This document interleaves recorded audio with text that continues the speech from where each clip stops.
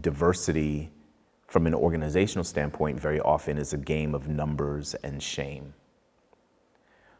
How many do I have to make, say, play, stand by in order to fill my diversity quotient?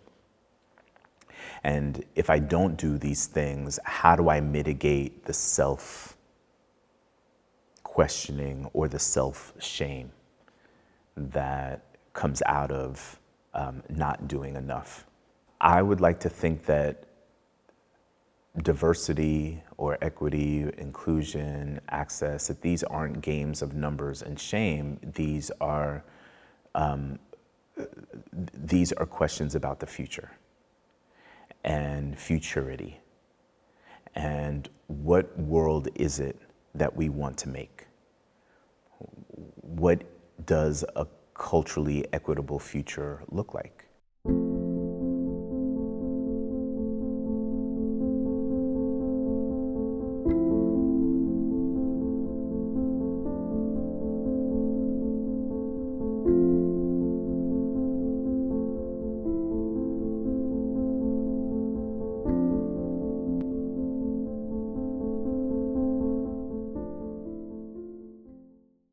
So rather than think about, well, we need to answer the diversity question so that we don't feel shamed, really it's, we need to create a future that has an expanded understanding of what diversity looks like, that's grounded in both intellectual capital and emotional capital.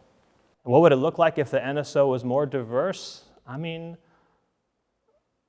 I don't know, it's kind of hard to imagine what the impact would be in terms of the everyday playing situation, but certainly interpersonally, it would just, going backstage would reflect more of what going outside looks like.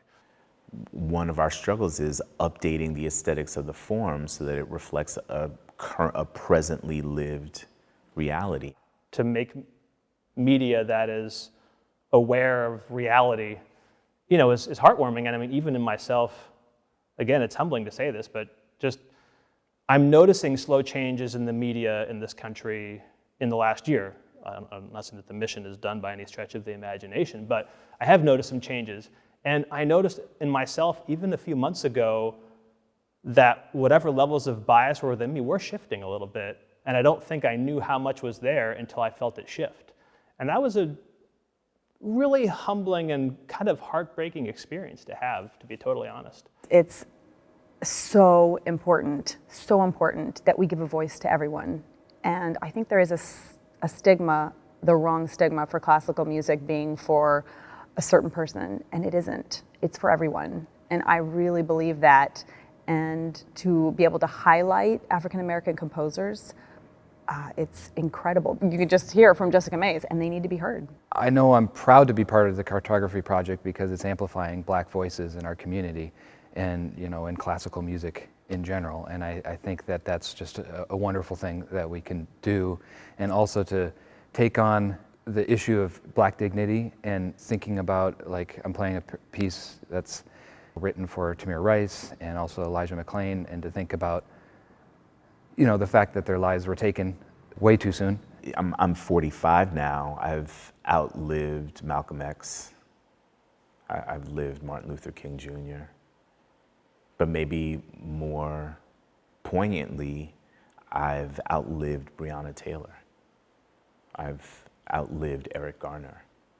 I've certainly outlived Tamir Rice.